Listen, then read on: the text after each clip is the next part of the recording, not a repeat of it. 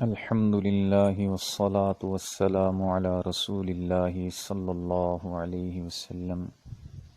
عن حذيفة بن اليمان رضي الله عنه قال قال رسول الله صلى الله عليه وسلم: من لا يهتم بأمر المسلمين فليس منهم، ومن لم يصبح ويمسي ناصحا لله ولرسوله ولكتابه ولإمامه ولعامة المسلمين فليس منهم. حضرت حذیفہ رضی اللہ تعالی عنہ نبی کریم صلی اللہ علیہ وسلم سے نقل کرتے ہیں کہ جس شخص کو مسلمانوں کے امور کی فکر نہیں، مسلمانوں کے معاملات کی فکر نہیں، وہ ان میں سے نہیں، اور جو صبح و شام اس حال میں نہ کرے کہ اللہ اور اس کے رسول اور اس کی کتاب اور اس مسلمانوں کے امام مقتدا اور عام مسلمانوں کے لیے خیر خواہ ہو، تو یہ مسلمانوں میں سے نہیں ہے۔ حضرت اقدس شیخ الاسلام مولانا حسین احمد مدنی رحمۃ اللہ علیہ فرماتے ہیں کہ جہاں بھی احادیث مبارکہ میں یہ لفظ آیا ہے فلیس منہم، کہ ان میں سے نہیں، تو اس کا ترجمہ حضرت یہ فرماتے تھے کہ منشاء رسول یہ ہے کہ یہ شخص اسلامی زندگی سے کوسوں دور ہے اور کافروں کی زندگی کے انتہائی قریب ہے۔ تو امت کی خیرخواہی کا جذبہ دل میں پیدا کرنا ضروری ہے، اور دل کا اس سے خالی ہونا یہ انتہائی خسارے کی بات ہے، بالخصوص اس موقع پر جب امت ایک پریشانی میں، اجتماعی طور پر ایک آزمائش میں یا عذاب میں مبتلا ہو، تو امت کے لیے دعائیں کرنا،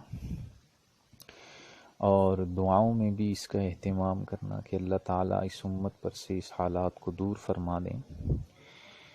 اور نبی کریم صلی اللہ علیہ وسلم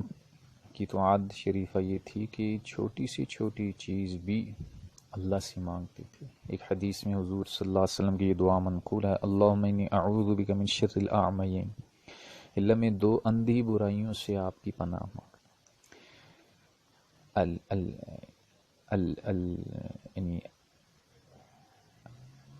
کہ اللہ میں دو اندھی برائیوں سے آپ کی پناہ مانگتا ہوں۔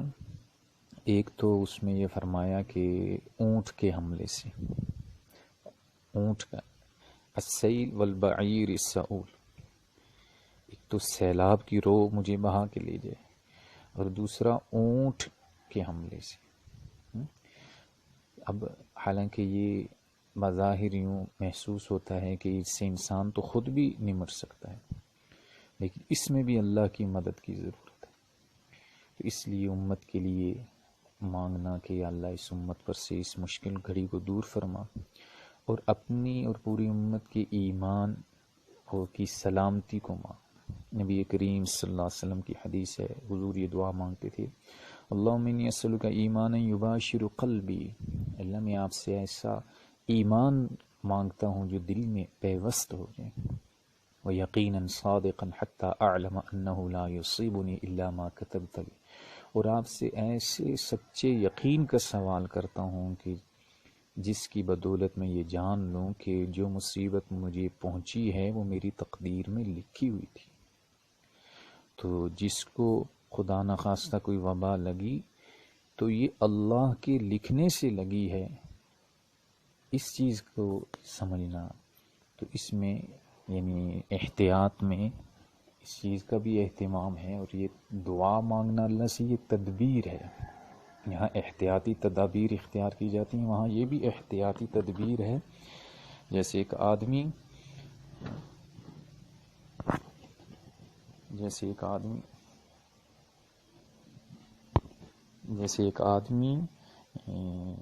اپنی نوکری